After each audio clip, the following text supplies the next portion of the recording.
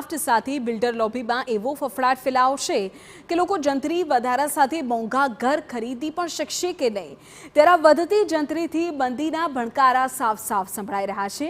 જુઓ ભાવનગરથી અમારો આ વિશેષ અહેવાલ, જંત્રી લાવશે મંદી।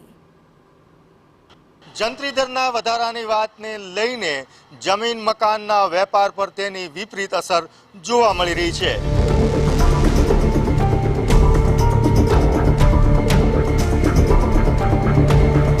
અસર એટલે કેવી કે રિયલ એસ્ટેટના વ્યવસાયીઓ રીતસર હલી ગયા છે।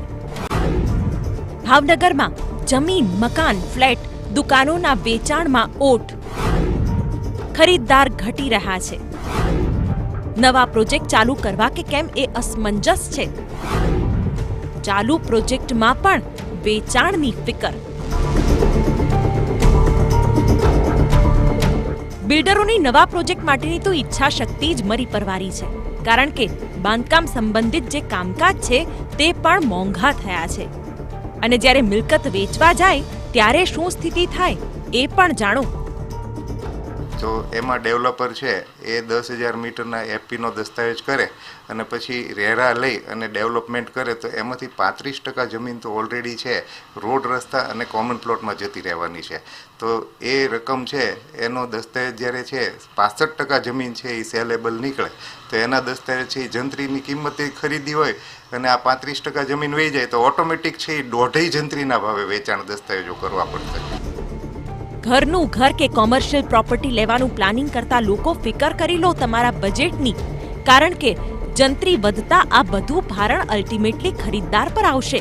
અને જો ખરીદ શક્તિ નહીં રહે તો મકાનો વેચાશે જ કઈ રીતે, કારણ કે સામાન્ય વર્ગને તો આ ભાવ વધારો ભારે પડશે। સરવાળે તો ગ્રાહક ઉપર આવવાનો છે।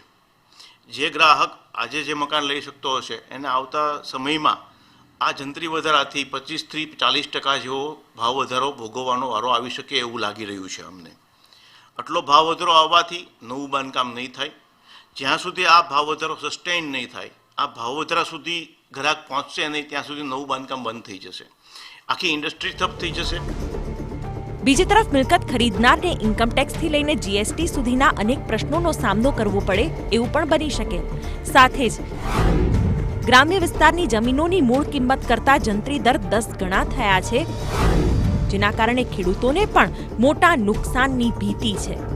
જંત્રી વધતા છેલ્લે તો જે પણ ભાવ વધશે એનું તમામ ભારણ તો ઘરનું સપનું જોનાર સામાન્ય નાગરિક પર જ આવવાનું ને। બિલ્ડરોને તો જંત્રી વધારો માથે પડશે, પણ મધ્યમ વર્ગના સપના પણ આ જંત્રીના કારણે મોંઘા થતા ફિકર ચોક્કસ વધી છે। ભાવનગરથી અજીત ગઢવી સાથે બ્યુરો રિપોર્ટ, TV9।